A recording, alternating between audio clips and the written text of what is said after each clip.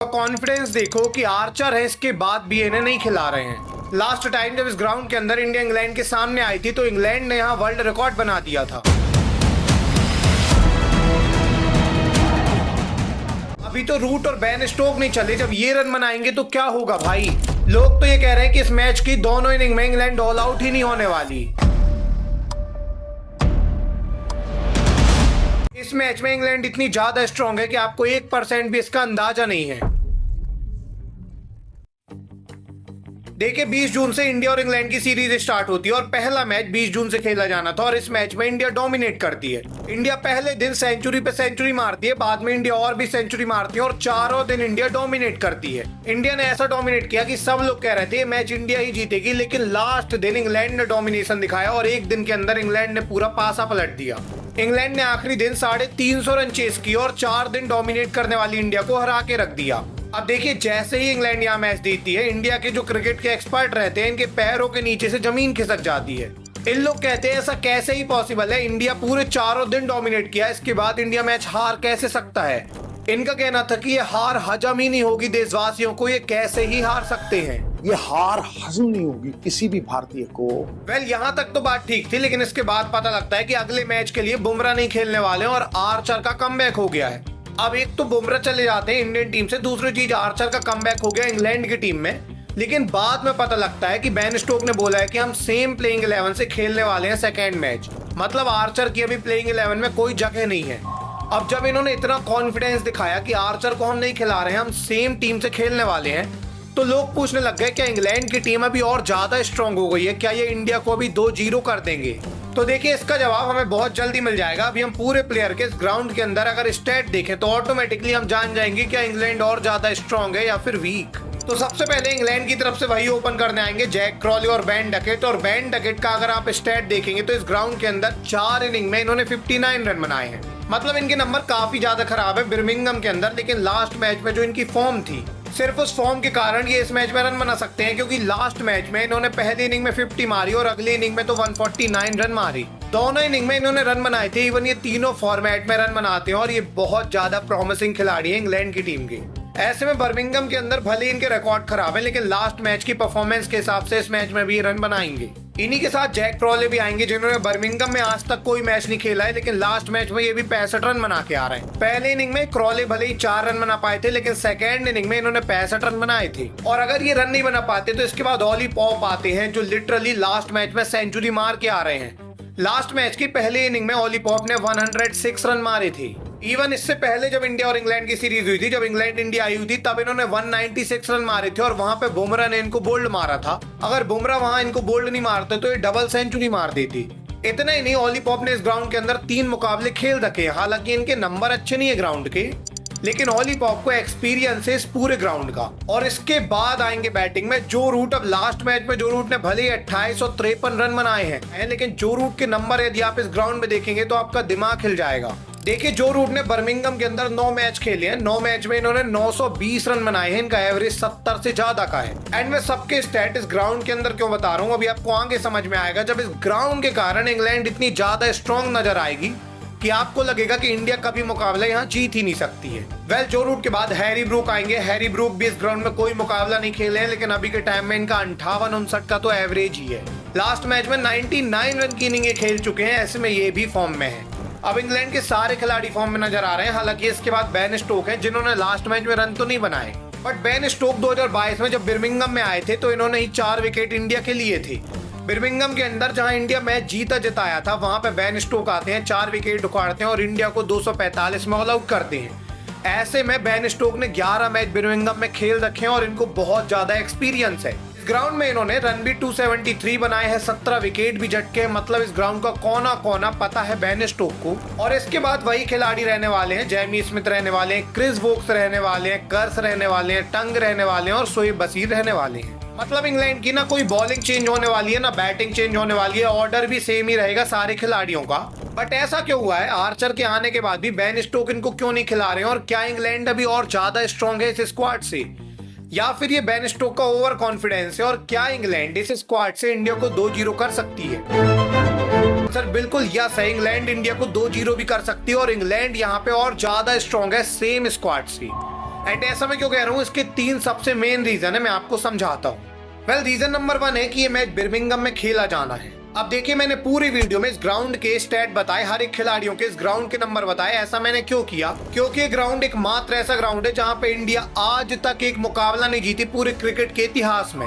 सबसे पहले इंडिया ने 1967 में इस ग्राउंड के अंदर मैच खेला था। वहां पे इंडिया 132 रन से टेस्ट मैच हार गई थी। बाद में 1974 में अगेन इंडिया इंग्लैंड के साथ यहाँ टेस्ट मैच खेलती है और इस मैच में इंडिया 78 रन और 1 इनिंग से हारती है। इसके बाद 5 साल लग गए। 1979 में इंडिया यहाँ मैच खेलने गई अगेन इंग्लैंड के सामने। ये टेस्ट मैच ही था और यहाँ पे इंडिया ने पहली बार डोमिनेंस दिखाया। दोनों इनिंग के अंदर लगभग 300 रन इंडिया ने बनाए। इसके बाद भी इंडिया ये मुकाबला 1 इनिंग से हारी और 83 रन से। इसके बाद हालांकि 1986 में इंडिया ने पहली बार इस ग्राउंड में ड्रॉ मैच खेला था और सबको लग रहा था कि ड्रॉ मैच अब जब आ गया है तो इंडिया यहाँ पे जीत भी जाएगी। एंड इसके बाद 2011 का टाइम आया जब इंडिया को बर्मिंघम अगेन खेलने जाना था और इस समय टेस्ट टीम के कैप्टन धोनी थे। देखिए, धोनी की कैप्टनसी में इंडिया पहली बार टेस्ट में नंबर 1 में पहुंची थी और सबको लग रहा था कि अब इंडिया बर्मिंघम में जाके जीतेगी। अब इंडिया बर्मिंघम में रिकॉर्ड बनाएगी, लेकिन होता क्या है कि इस बार इंडिया सबसे बड़ी मार्जिन से हारती है। 2011 में जब इंडिया बर्मिंघम जाती है तो इंडिया 242 रन से और 1 इनिंग से हारती है। मतलब ये कितनी बड़ी हार थी। बट इसके बाद आता है ईयर 2022 और पहली बार विराट कोहली की कैप्टनसी में इंडिया डोमिनेट करती है बर्मिंघम में जाके। देखिए, विराट जब से इंडिया के कैप्टन बने थे, इंडिया वैसे भी लगातार डोमिनेट कर रही थी और 2022 का समय आया जब विराट की कैप्टनसी में इंडिया 2-1 से ऑलरेडी आगे चल रही थी और ये 2-1 की जो सीरीज थी ये हो चुकी थी 2021 में जब विराट कैप्टन थे। बट उसके बीच में कोविड आया और मैच रोक दिए गए और लास्ट टेस्ट मैच जो इनका था ये बर्मिंघम में खेला जाना था और ये 2022 में होता है। अब 2022 में जब लास्ट टेस्ट मैच होता है तो विराट इस समय कैप्टनसी छोड़ चुके थे और रोहित अवेलेबल नहीं थे, इसलिए इस मैच के लिए कैप्टन बनाया गया जसप्रीत बुमराह को। एंड सबको लगा कि इंडिया इस सीरीज में 2-1 से आगे चल रही है। इंग्लैंड जाके पहली बार इंडिया सीरीज जीतने वाली है। पहली बार इंडिया बर्मिंघम में कोई टेस्ट मैच जीतने वाली है और पहली बार ऐसा होने वाला है कि एक सीरीज में 2 कैप्टन है इंडियन टीम के। आधे मैच में कैप्टनसी विराट कोहली ने की है और आधे में मतलब लास्ट मैच में कैप्टनसी करने वाले हैं बुमराह। बट बुमराह की कैप्टनसी में इंडिया रिकॉर्ड बना देगी और यहाँ पे कमाल ही हो जाएगा। इतने साल के इतिहास में इंडिया पहली बार बर्मिंघम में जीतेगी और इतने साल से जो इंडिया इंग्लैंड को नहीं हरा पा रही है वो भी पूरा हो जाएगा। एंड यहाँ पे जैसा सब सोच रहे थे वैसा ही होता है। जब इंडिया बर्मिंघम खेलने जाती है तो इंडिया यहाँ डोमिनेट करती है। देखिए, इस मैच में इंडिया की पहले बैटिंग आती है और पहले दिन जब इंडिया बैटिंग करने आती है तो पहला सेशन पूरा इंग्लैंड डोमिनेट करती है। शुभमन गिल 17 रन में आउट हो जाते हैं, पुजारा 13 रन बना पाते हैं, विराट कोहली 20 रन बना पाते हैं। बट इसके बाद ऋषभ पंत आते हैं और ऋषभ पंत ने यहाँ हिस्टोरिकल 146 रन बनाए, साथ में रविंद्र जडेजा ने 104 रन मारे।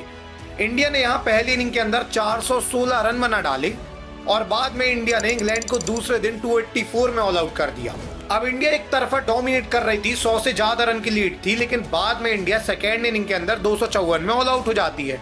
अब देखिए, भले इंडिया 254 में ऑल आउट हो गई, यहाँ पे बेन स्टोक्स ने 4 विकेट निकाले, लेकिन इसके बाद भी इंग्लैंड को जो टारगेट मिला था वो 378 का था। सबको क्लियर था कि 378 बर्मिंघम में चौथे इनिंग के अंदर आज तक चेस नहीं हुए।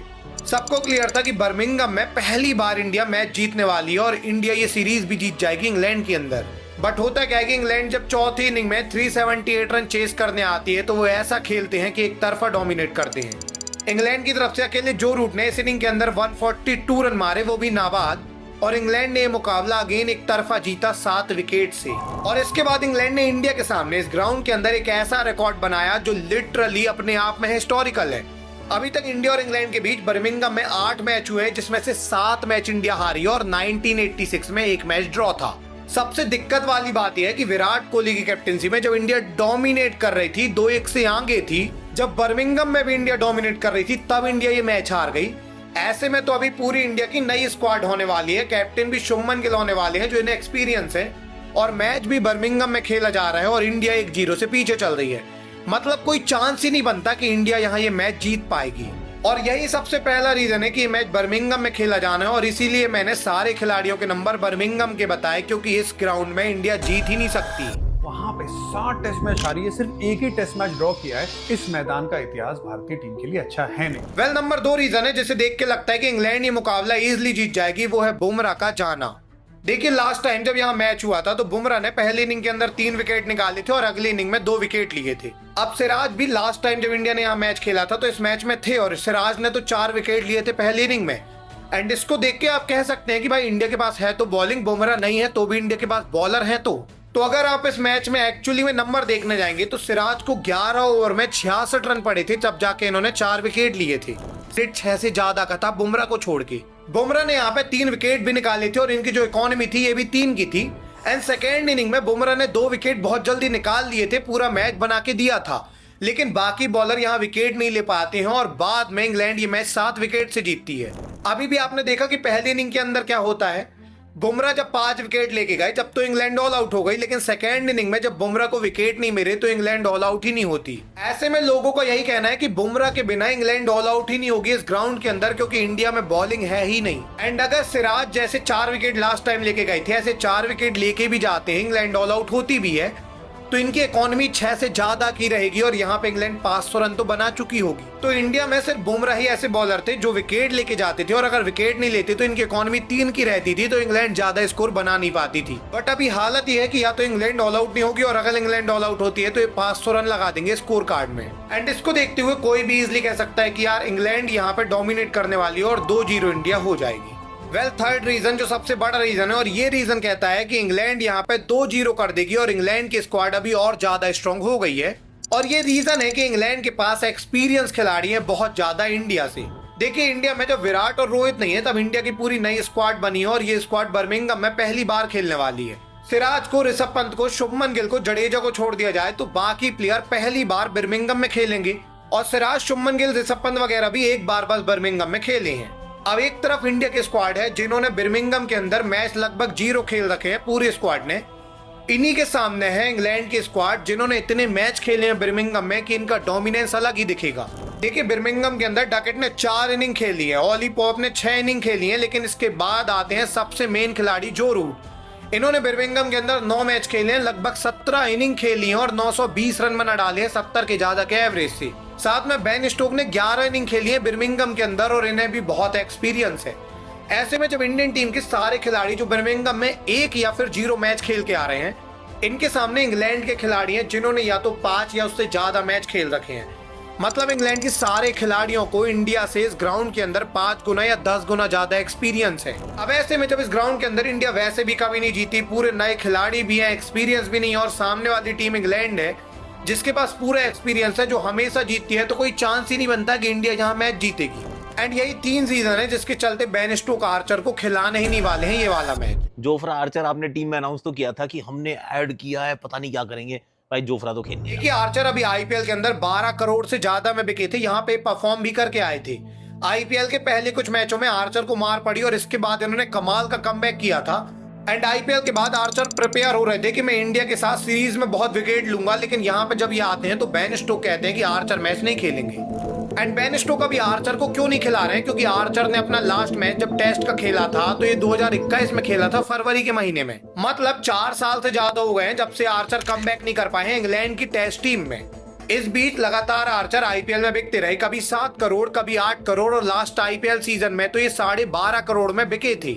इवन इन्होंने बीच में आईपीएल नहीं खेला, फिर भी ये करोड़ों में बिकते रहे हैं। और लास्ट आईपीएल में जब ये 12.5 करोड़ के बिके तो इन्होंने परफॉर्म किया राजस्थान की तरफ से। एंड इस परफॉर्मेंस के बाद आर्चर ने बोला कि मैं कमबैक करूंगा टेस्ट की टीम में, और ये बहुत प्रिपेयर करते हैं कि मैं कमबैक करने वाला हूं, पर बेन स्टोक ने इनको मना कर दिया। और बेन स्टोक ने ऐसा इसीलिए किया क्योंकि इनको पता है कि बिना आर्चर के हम जीत जाएंगे, आर्चर और रेस्ट ले ले अभी, इसके बाद ही आर्चर का डायरेक्ट कमबैक होगा। एंड ये कॉन्फिडेंस आया है सिर्फ बर्मिंघम ग्राउंड के चक्कर से, क्योंकि ये ग्राउंड इनका गढ़ है, यहाँ पे इनको हराना इम्पॉसिबल है। इसीलिए ये इतने ज्यादा कॉन्फिडेंट है कि आर्चर को ये खिला ही नहीं रहे हैं। आर्चर को ना खिलाने का एक और सबसे बड़ा रीजन ये है कि आर्चर खेलेंगे तो खेलेंगे किसकी जगह। आर्चर क्रिस वोक्स की जगह खेल नहीं सकते क्योंकि वोक्स बहुत अच्छा रन बनाते हैं। वोक्स ने लास्ट मैच में तो 38 रन बनाए थे पहले इनिंग के अंदर। आर्चर कर्स की जगह खेल नहीं सकते क्योंकि कर्स रन भी बनाते हैं और विकेट भी लेके जाते हैं। लास्ट मैच में कर्स ने बहुत विकेट लिए थे और रन भी बना के गए थे ये। आर्चर टंग की जगह भी नहीं खेल सकते क्योंकि लास्ट मैच में जोश टंग ने 7 विकेट लिए थे, सबसे ज्यादा विकेट जोश टंग के थे। अब ऐसे में आर्चर खेलेंगे तो खेलेंगे किसकी जगह? बेन स्टोक अपनी जगह तो आर्चर को खिला नहीं देंगे। तो बेन स्टोक को पता है कि हम बिना आर्चर के ही जीत जाएंगे, हम बर्मिंघम में वैसे भी नहीं हारे हैं और ये स्क्वाड हमारी परफेक्ट है। इसीलिए ये आर्चर को खिला भी नहीं रहे हैं कि भाई अभी आप इतना रेस्ट करके आए हो तो थोड़ा और रेस्ट कर लो, कुछ मैच बाद ही हम आपको खिलाएंगे। वैसे बेन स्टोक इतना ज्यादा कॉन्फिडेंस है, इतनी ज्यादा सारी चीजें हो रही हैं, सबको लग रहा है कि इंडिया 2-0 होने वाली है। ऐसे में तो बहुत मुश्किल है कि इंडिया ये मैच जीते। बट मैं आशा करता हूँ कि कोई मिरेकल हो जाए, ऐसा कुछ हो जाए कि ऋषभ पंत ने जैसे गामा का घमंड तोड़ा था ऑस्ट्रेलिया का, वैसे ही बिर्मिंघम का घमंड तोड़ दे इंग्लैंड का। और एक बार फिर से हमें कमेंट्री बॉक्स में सुनने को मिले कि टूटा है बिर्मिंघम का घमंड। आपको क्या लगता है, ऐसा कुछ हो भी पाएगा? अगर ऐसा कुछ होता है तो मजा ही आ जाएगी। कमेंट सेक्शन में जरूर से बताइएगा, क्या इंडिया बिर्मिंघम का घमंड तोड़ देगी? अगर आपको ये वीडियो पसंद आई है तो इंडिया स्क्वाड एनालिसिस की ये वीडियो जरूर से देखिएगा। मिलेंगे अगली वीडियो में, तब तक के लिए धन्यवाद।